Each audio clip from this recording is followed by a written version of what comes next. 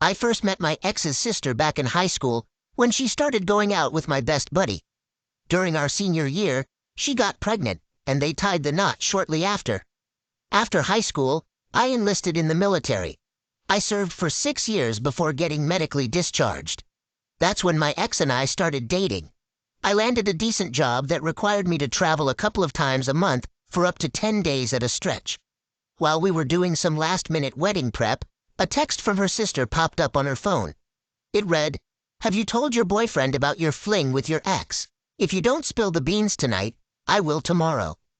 I asked her, "What's this about?" She tried to brush it off. I kept pushing her for the truth, and she finally admitted that she had bumped into him during her bachelorette party, but insisted that nothing happened. It was a clear lie.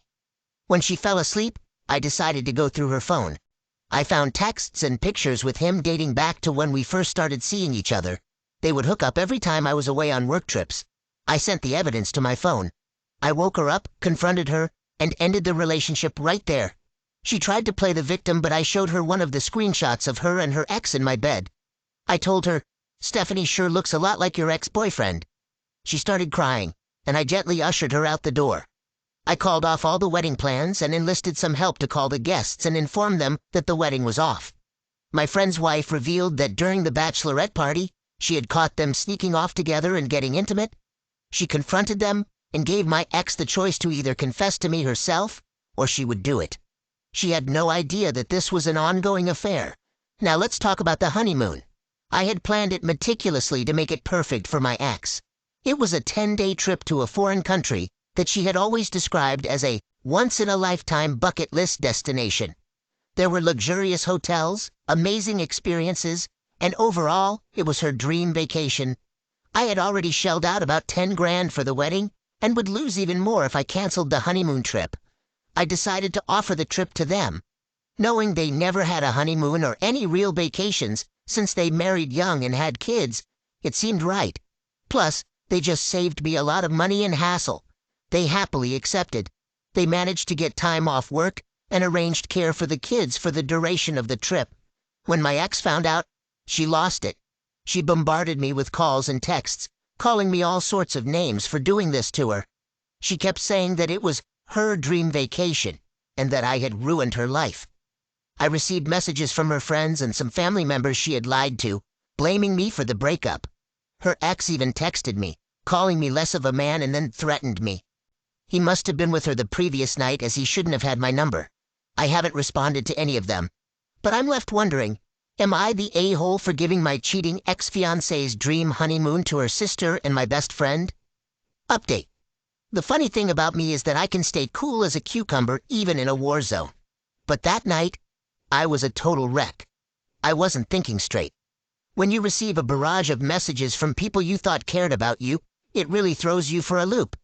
On a positive note, I get regular checkups due to my job, including blood work. But after all this, I went and got specifically tested for any sexually transmitted infections, and thankfully, everything came back negative. I took some of your advice and got a restraining order against the other guy for his threats. It helps to have good connections with local law enforcement, I tell you. You guys were right.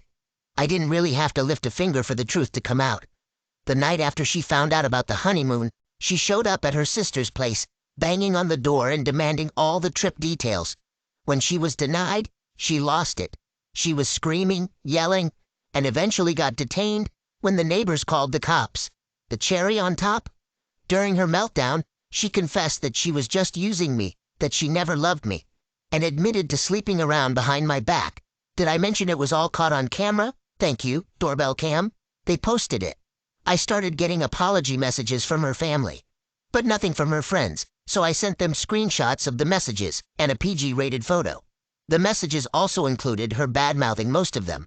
After that, the other guy showed up at my house trying to break in and talk to me. He was drunk.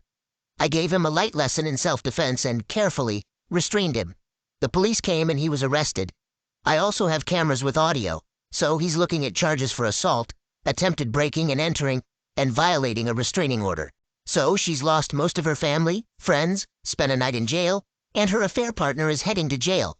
I managed to land a contract for a month, which includes bonuses and a chance to get out of the country. I'm hoping this will help clear my head, and when I return, I'll be in a better place mentally. As for my friend and his wife, they left today, Monday, for the trip. I managed to get some of the more personal details of the trip changed to their names. I also arranged for the hotel to place a cheap camera and a note saying, "Remember to make lasting memories and document the journey." Second story. All right, folks. Gather around for a story that's about to be as scandalous as a sizzling beef patty on a hot skillet. Now, let me start by saying that I'm usually a laid-back kind of guy. Always have been. But my ex-wife, she had a different perspective on our marriage.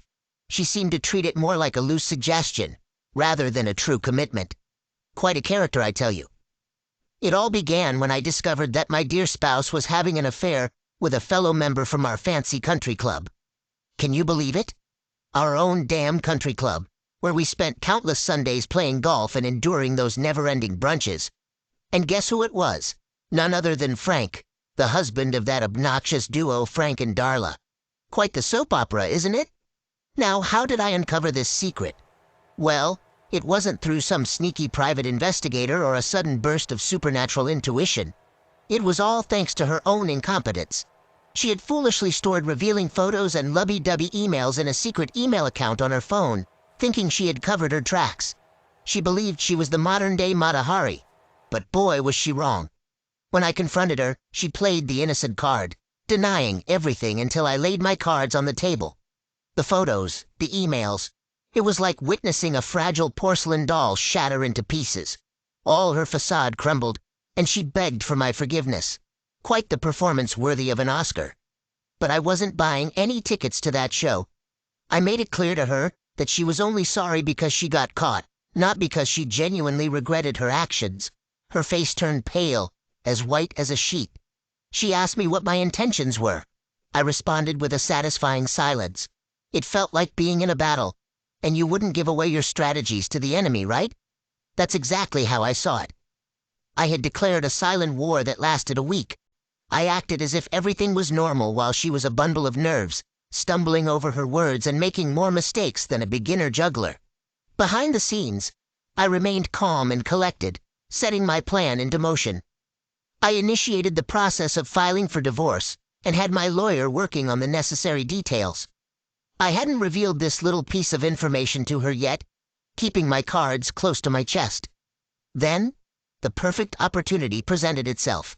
The quarterly banquet at the country club.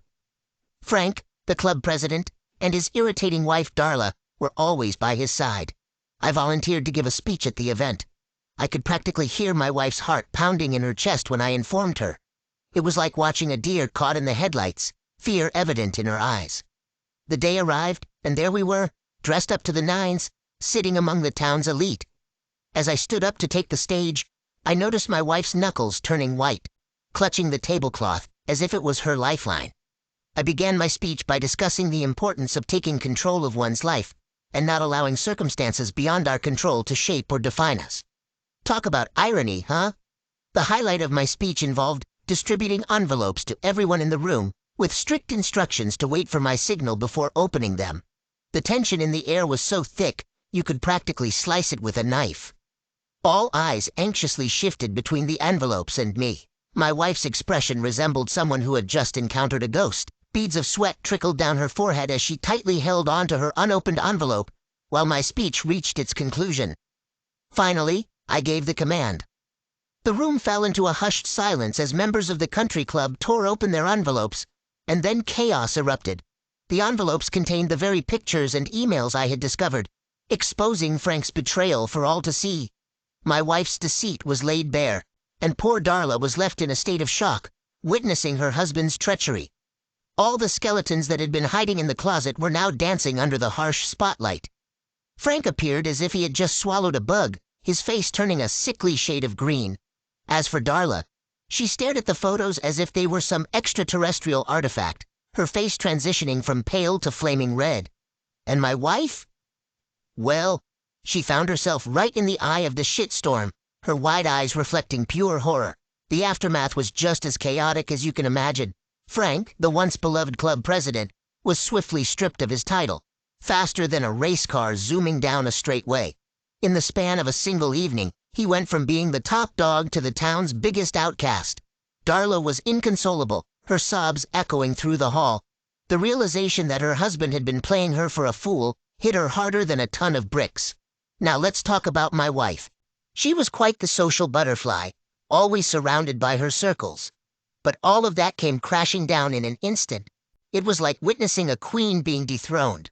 The news spread like wildfire throughout our town, and she became known as the homewrecker. The shame and humiliation were evident on her face, and I have to admit, I took quite a bit of satisfaction in that. Okay, let's be honest, I reveled in it. But the icing on the cake was when I announced my resignation from the club. Can you imagine? Not only did they lose their president, but they were also losing a long-standing member like myself. The room fell into a heavy silence, so quiet you could hear a pin drop. My wife looked at me with a mix of shock, betrayal, and desperation. But I had cut all ties with the club and with her. I packed up my life, took my online business, and relocated to a new city. It was a fresh start, leaving behind all the drama, lies, and heartache. My wife was left to face the consequences of her choices, and as for Frank, well, let's just say he had his own battles to fight. As for me, I finally gained my freedom from a toxic relationship and a suffocating town. In the end, you could say that my revenge was oh so satisfying, like indulging in a warm chocolate souffle fresh out of the oven. There's something satisfying about reclaiming control of your life and standing up for yourself. Maybe some would call it petty or harsh, but in that moment, I felt empowered and back in the driver's seat. No regrets, just valuable lessons learned, and a future filled with endless possibilities.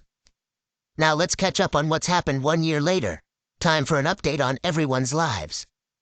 Let's start with the aftermath of my little surprise at the country club. Surprisingly, the divorce proceedings went smoother than anticipated. Thankfully, I had already established my online business before I met my wife, so I retained full ownership. She ended up with just a monthly maintenance payment, which, thanks to the success of my business, was more than manageable. Let's call it the price of pursuing love. As for my ex-wife, well, her attempts to find employment in a town where her reputation was tarnished didn't pan out. It seems being labeled the town homewrecker isn't exactly a desirable quality for potential employers. Eventually, she made the decision to pack up and leave, perhaps in search of greener pastures where judgment was less harsh. And as for Frank, oh boy, he got the short end of the stick. His divorce was far from favorable, resulting in him losing a significant portion of his business to Darla. It just goes to show that old saying is true. Hell hath no fury like a woman scorned. Frank had to start over and rebuild everything from scratch. It's pretty wild how the order and timing of events can completely alter the trajectory of your life, huh? Now, let's move on to the more enjoyable part of this update, shall we? I've started dating this amazing woman, who brings a breath of fresh air into my life compared to my ex-wife. But let me tell you, marriage is the last thing on my mind. Nope, been there, done that, got the souvenir. Right now, I'm perfectly content with dating, growing my business, and embracing the fun aspects of life. In fact, I've reignited my passion for playing the piano, something I had set aside during my marriage. It's incredible what you can achieve when you're not constantly tiptoeing through the minefield of matrimony. My current dream is to form an 80s retro wave band, just for the sheer joy of it. Who knows, maybe I'll even share some of our tracks here someday. So there you have it, folks. My life has taken a complete 180-degree turn, but I've emerged on the other side as a better and happier person, with a renewed lease on life. Always remember that it's never too late to regain control and live life on your own terms. Well, luckily, Frank managed to escape with less damage than most people would. What do you all think? That revenge I sought was quite satisfying, but do you have any ideas on how it could have been even more impactful? I guess I'm not really sure what I'm hoping to get out of this post. Maybe I'm looking for someone who can make sense of why someone would cheat just 3 months before their wedding, and with a total deadbeat at that. I thought this might be a good place to spill the whole story and get it off my chest. So, rewind to 6 months ago. I walked in on my fiancé in bed with my buddy's brother, just 3 months before we were set to tie the knot. My fiancé, 24F, and I, 28M, had been together for nearly 6 years. The day I found out was 3 months before our wedding, and a few months before that, My fiancée had lost her job. Ever since I've known her, she's had a bit of a rough time holding down a job. She's never managed to stick with one for more than a year. Either she gets fired, or she quits. And it was never her fault, or so she said. I always believed her because, well, I loved her. When you're in love with someone, you tend to give them benefit of the doubt, and you put up with a lot more of their nonsense. I ended up giving her a part-time job at my shop, since I was the owner. It didn't take long for me to realize why she had such a hard time keeping a job. She was always late, always had an excuse, and never had the discipline to finish a task. She'd rather chat and socialize than work. But I looked past all these flaws because, well, I was in love with her. She was my first love, my first kiss, my first everything. We'd grown so much together over the past 6 years. Sure, we had our rocky moments, but I genuinely believed she was the one I wanted to spend the rest of my life with. I couldn't, and still can't, imagine anyone else in my life. But she's left me with no other choice. 3 weeks before D-Day, we had our wedding shower. It was nerve-wracking, stressful, and all that, but we really did have a great time. We appreciated all the family and friends who came to show their support. It was our first event leading up to our May wedding, and it made everything feel much more real. During that time, we were often visiting the house of my best friend, whose younger brother had recently moved in with him. My fiancé struck up a friendship with him, this 21-year-old, let's call him Brandon. Now, Brandon is my best friend's younger brother, so even though some folks might raise an eyebrow at their partner being pals with someone of the opposite sex, I didn't think much of it. Brandon was living with his brother in a 2-bedroom house. He didn't have a job, so his brother was letting him crash there since he had the extra room, and Brandon wasn't keen on living with their mom anymore. Brandon's a pretty quiet, shy, and socially awkward guy. My fiancée, being the social butterfly that she is, would always say she was just trying to help him come out of his shell whenever she hung out with him. I'm a business owner, running a shop, and I work long hours, especially with the wedding expenses looming. Most of the guests coming to the wedding are from my fiancé's side. The only income my fiancée has is what I pay her for her part-time work with me. So, I'm footing the bill for 100% of the wedding expenses. All my fiancé was responsible for was the planning. My best friend is also in the same business as me, albeit on a smaller scale, and we sometimes share or borrow equipment from each other. A few months before our wedding, my fiancée started taking some hours off work. Her go-to excuse was always that she was planning something for our wedding. She'd use any excuse she could, and our wedding was no different. I knew that was a load of baloney, but I usually let it slide and ignored her because I didn't need her help most of the time, until it became a habit. One day, I needed to grab something from my friend's house. He'd borrowed one of my tools and left it in his garage. He was swamped with work, and since I needed it ASAP, I decided to swing by and pick it up myself. He told me that Brandon was home, but he might be sleeping because he's jobless. So he didn't want me knocking on his door all day. So he gave me his keys to let myself in and grab what I needed from his garage. I closed my shop before I left because I didn't have anyone to watch my store. My fiancée made her usual excuse that she was going to meet the planner for our wedding. It was supposed to be a quick drive to my friend's house. His garage door wasn't working, so I had to go through his front door, then through his corridor to access his garage. As I was walking towards the garage, that's when I heard moaning. It was clearly the sound of a woman. I smiled because I thought Brandon had scored. I didn't think he was capable of pulling a woman because he was so quiet and shy. Never in my wildest dreams did I expect the woman to be my fiancée. I moved through the garage as quietly as possible to not make any disturbance. After I grabbed what I needed, I headed back to the front door to exit the house, but stopped halfway when I recognized the sound of my fiancée. Immediately, it all added up in my head. I placed the tool on the corridor and slowly tiptoed closer to the room where the sound was coming from. The room wasn't far from the corridor, so after a few steps, I was right at the front door. Another clue that confirmed it was my fiancée was her shoes at the front of the door. Now I was certain it was her, and I was close enough to recognize that my fiancée was the woman moaning. I twisted the doorknob to open it, but it was locked. I had to force my way in and broke the lock. As soon as I forced myself in, I saw my fiancée trying to cover herself behind Brandon. Brandon was holding a clothes hanger to protect themselves. It's kind of funny looking back, but it wasn't funny to me at the time. When they realized the person who just barged in was me, my fiancée stepped out from behind him and started apologizing. At first, she said it was a drunken mistake, it had never happened before, she knew she messed up, and so on. I asked her if this is what she's been doing when she leaves the shop. Is this her idea of wedding planning? I asked her how long this had been going on, and she lied, saying it was the first time. I wanted to give Brandon a piece of my mind, but the kid is so weak and fragile that it's hard to believe he made a move on my fiancée. I figured she was the one who initiated it. I remember feeling a deep pain, realizing that for the past few months, I'd worked so hard to make enough money to pay for the wedding, and here she was, messing around with another guy. Nothing hurts more than finding out that all my efforts had been in vain. We were arguing in Brandon's room when he slipped away. I realized that having a conversation with her was pointless because she was lying through her teeth, even though she'd been caught red-handed.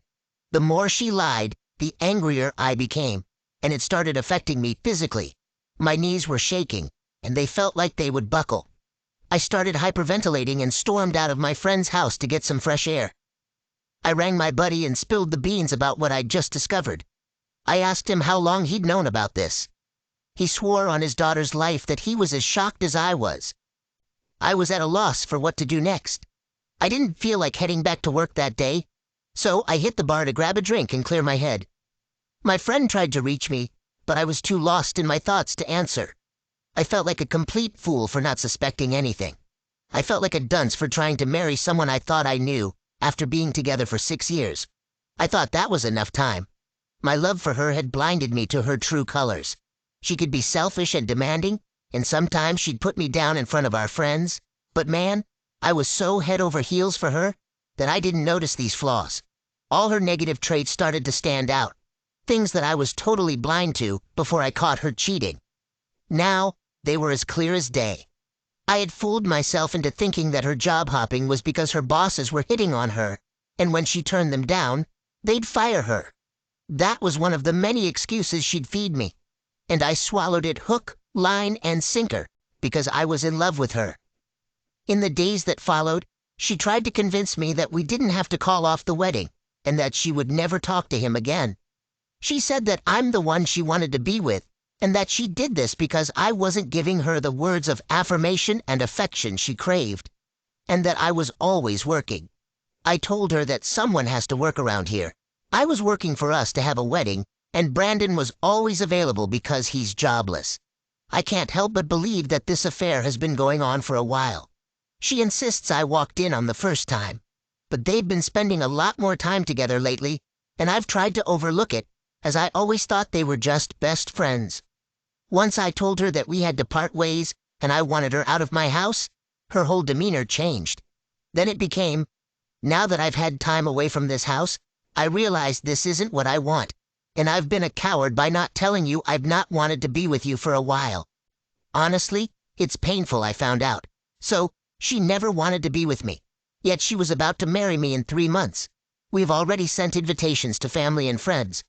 Clearly, she was with me for what I could provide for her. She seemed to regret it at first, but that regret and guilt that she felt the first day has completely seemed to dwindle away, because it became clear to her that we are no longer going to get married, and that I was going to kick her out of my house.